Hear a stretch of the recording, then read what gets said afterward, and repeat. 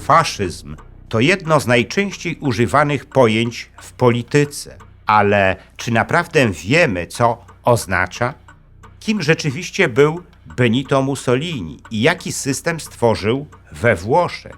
Czy faszyzm był ideologią prawicową, czy też czymś znacznie bardziej złożonym? W tym filmie analizujemy fakty, źródła i historyczne konteksty. Przyglądamy się genezie faszyzmu, jego założeniom oraz roli Mussoliniego. Pokazujemy mniej znane fakty i konfrontujemy je z popularnymi mitami. Jeśli spodoba się Wam ten film, udostępnijcie go znajomym, dajcie łapkę w górę, kliknijcie subskrybuj, a także wesprzyjcie kanał Zakazane Historie, za co z góry dziękuję. Złotymi patronami kanału są pan Andrzej Maciejewski z Alaski i Centurion Finance Asi spółka akcyjna.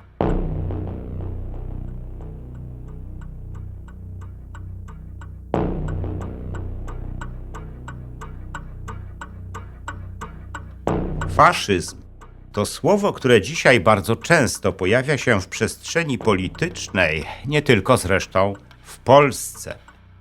Lewicowe i liberalne rządy w wielu krajach straszą dzisiaj swoich obywateli perspektywą rządów faszystów, utożsamianych dzisiaj powszechnie ze skrajną prawicą.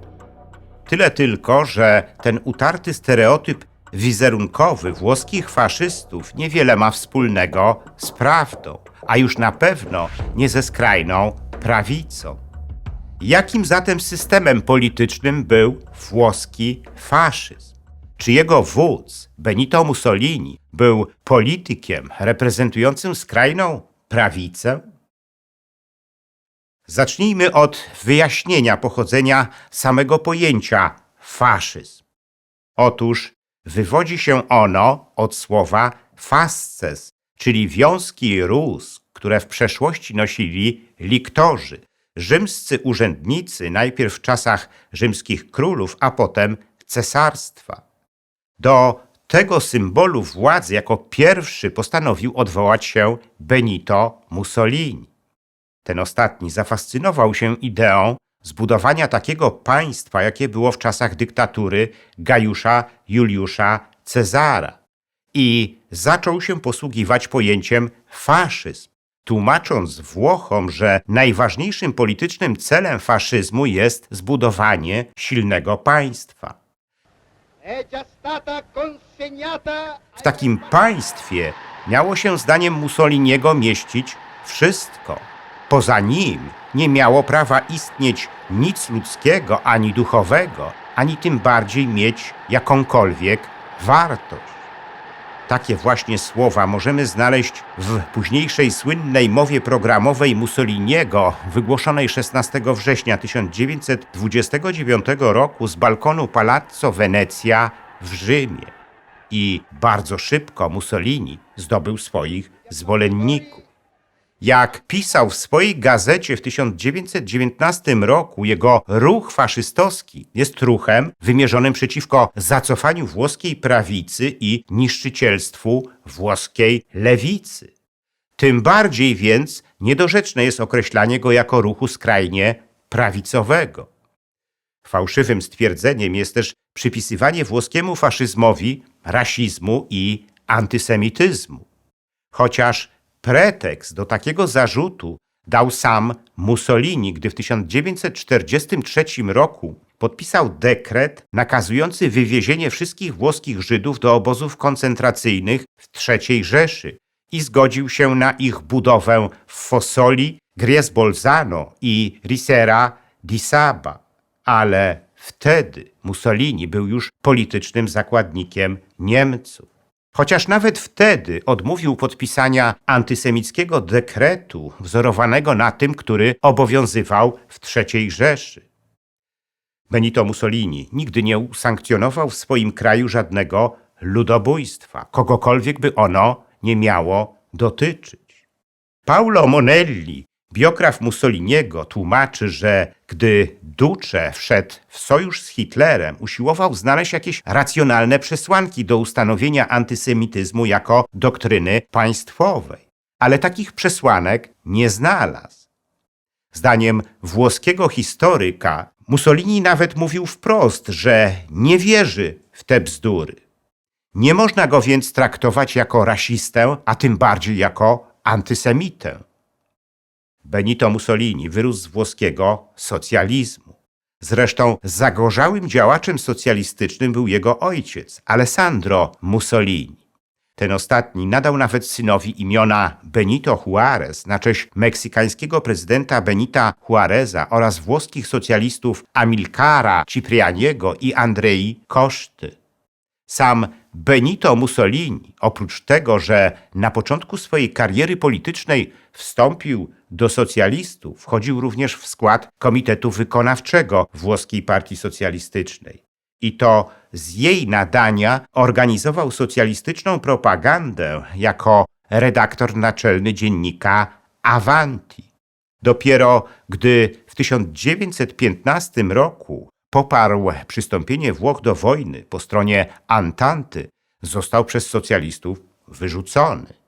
To spowodowało w nim wielką urazę do socjalistów i chęć dokonania na nich politycznej zemsty.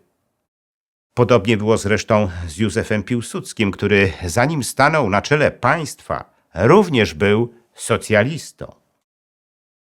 Rzekomemu antysemityzmowi włoskich faszystów zaprzecza również to, że w budowę faszystowskich Włoch zaangażowało się wielu Żydów. Żydowska dziennikarka Margherita Sarfatti była jednym ze współzałożycieli Partio Nazionale Paschiata. To właśnie jej podpis widnieje pod dokumentem założycielskim tej partii. Innym jej żydowskim współzałożycielem był prawnik i filozof profesor Giorgio Del Vecchio. Warto również wspomnieć o tym, że zebranie, na którym 23 marca 1919 roku przyjęto ten dokument założycielski, odbyło się w domu żydowskiego przedsiębiorcy Cesare Goldmana. Ulubieńcem Duce był będący także Żydem Guido Jung, który przez wiele lat pełnił stanowisko ministra finansów w jego rządzie. Z kolei projekt konstytucji faszystowskich Włoch opracował inny żydowski prawnik Gino Avia. Wpływowe stanowiska we włoskim ruchu faszystowskim pełnili także inni przedstawiciele włoskich Żydów. Zaliczali się do nich m.in. Giorgio Anselmi i Izajasz Lewi, najbliżsi doradcy Mussoliniego oraz sekretarz partii Augusto Turati i szef partii w Trieście Giacomo Cepili. Ale nie tylko obecność przedstawicieli żydowskiej mniejszości w faszystowskim ruchu była wyrazem ich poparcia dla reżimu Mussoliniego. W 1925 roku żydowscy rabini odprawili we wszystkich włoskich synagogach dziękczynne modły za uratowanie życia Duce po dokonanym wtedy na niego zamachu. Rabin Florencji pojawił się nawet na tych modłach w pełnym faszystowskim umundurowaniu, a wierni pozdrawiali go faszystowskim salutem. W 1935 roku zaczęła się również ukazywać La Nostra Bandiera, gazeta żydowskich faszystów. Nie zabrakło również żydowskich męczenników w faszystowskim ruchu. Bruno Mandolfo, Giulio Sinigagli i Gino Bolafi byli jednymi z nich. 26 czerwca 1938 roku przywódcy społeczności włoskich Żydów poszli jeszcze dalej. Wydali oświadczenie, że są lojalnymi obywatelami faszystowskich Włoch i ich przywódcy Benito Mussoliniego. Ale włoscy Żydzi nie byli jedyną mniejszością, która poparła reżim Duce. Swoje poparcie dla Mussoliniego zadeklarowali również mieszkający we Włoszech muzułmanie, głównie ci pochodzący z Libii, Somalii i Etiopii. Wstępowali oni ochoczo do Stowarzyszenia Muzułmańskich Liktorów, które było przybudówką włoskiej partii faszystowskiej. Można by więc powiedzieć, że ta ostatnia była wręcz partią kosmopolityczną, otwartą na przedstawicieli różnych narodów i różnych religii. Ale tak było do wybuchu II wojny światowej. W jej trakcie doszło do bliskiego aliansu Mussoliniego z Hitlerem i ten alians musiał przynieść swoje skutki. W jego rezultacie we włoskim ruchu faszystowskim pojawiły się elementy ideowe wykluczające z niego członków ze względu na pochodzenie i wyznawaną religię. Ale te elementy nie wzmocniły włoskich faszystów, tylko ich osłabiły. Mussolini, podobnie jak Hitler, również miał na swoim koncie wiele niezaprzeczalnych sukcesów. Jednym z nich było oczyszczenie Włoch ze zorganizowanej przestępczości. Innym, nie mniej ważnym osiągnięciem Duce była polityka gospodarcza, skoncentrowana na modernizacji włoskiego przemysłu. Równie niezaprzeczalnym sukcesem Duce była likwidacja bezrobocia. Miliony bezrobotnych Włochów otrzymało wówczas pracę, nawet jeśli była to praca tylko przy robotach publicznych, budowie dróg, linii kolejowych, fabryk, obiektów sportowych czy osuszaniu bagien, ale była to praca. Zapewniała ona im godne warunki socjalne. Cały system gospodarczy stworzony przez Mussoliniego był oparty na centralnym planowaniu i ścisłej kontroli państwa. Z tego powodu nosił on cechy ustroju socjalistycznego. Jest wielce prawdopodobne, że gdyby nie alians z Hitlerem, system polityczny stworzony przez Duce miałby szansę przetrwać znacznie dłużej.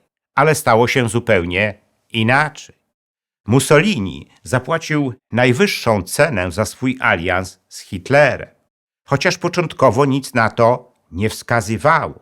Duce dość długo drwił z Hitlera i jego rasistowskich idei. Jeszcze w 1941 roku w wywiadzie dla Emila Ludwiga, niemieckiego dziennikarza żydowskiego pochodzenia, drwił sobie z obsesji Hitlera na temat czystości rasy. Duce stwierdził wtedy bez ogródek: rasa to jest uczucie, a nie rzeczywistość. Co najmniej 90% z tego pojęcia to uczucie. Nic mnie nigdy nie przekona do tego, że czyste biologicznie rasy nadal istnieją. Wystarczająco zabawne jest to, że ktoś, kto głosi szlachetność rasy teutońskiej, sam nie jest Teutonem. To ostatnie stwierdzenie odnosiło się oczywiście do osoby samego Hitlera. Stosunek Mussoliniego do hitlerowskich planów podboju Europy też był dość długo pełen humorystycznego dystansu typowego dla Duce. Gdy 22 czerwca 1941 roku pracownik włoskiego MSZ zakomunikował Mussoliniemu o ataku niemieckiego Wehrmachtu na Związek Sowiecki, Duce zadzwonił do żony i stwierdził z nutą ironii: Rachelo, przegraliśmy wojnę. Ale pomimo tego Mussolini przyłączył się do tej agresji, wysyłając włoską armię na wschód. W ten sposób ostatecznie zaprzedał się niemieckiemu diabłu. To był początek końca jego kariery politycznej. Klęska włoskiej armii na wschodzie, klęska włoskich wojsk w Grecji i utrata kolonii w Afryce doprowadziły do podważenia jego pozycji politycznej. Po lądowaniu aliantów na Sycylii autorytet Duce zaczął systematycznie upadać. 25 lipca 1943 roku Wielka Rada Faszystowska postanowiła usunąć Mussoliniego ze stanowiska premiera. Ten ostatni poprosił wówczas jeszcze o wsparcie króla Emanuela III, ale ten mu odmówił, a potem kazał strażnikom aresztować. Na czele nowego rządu stanął marszałek Pietro Badoglio, który doprowadził do zawieszenia walk z aliantami, a potem wypowiedział wojnę III Rzeszy. Odizolowany od świata Duce osadzony został w ośrodku usytuowanym na szczycie góry Gran Sasso. 12 września 1943 roku został odbity przez niemieckich komandosów. W październiku 1943 roku na okupowanych przez Niemców terenach Mussolini utworzył Włoską Republikę Socjalną, wierząc jeszcze w to, że zdoła odzyskać utraconą władzę, ale nie mogło to już odwrócić jego losu.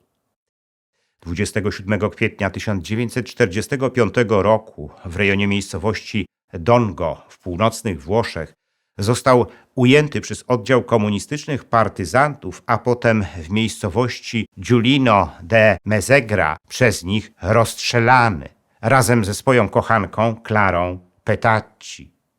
Ich zwłoki głowami w dół powieszono potem na stacji benzynowej w Mediolanie. Dzisiaj w miejscu, w którym dokonano egzekucji Duce i jego kochanki, zawsze stoją świeże kwiaty, a w wielu włoskich domach, także tych wyznania mojżeszowego i muzułmańskiego, wiszą zdjęcia przodków w czarnych mundurach stojących obok Mussoliniego.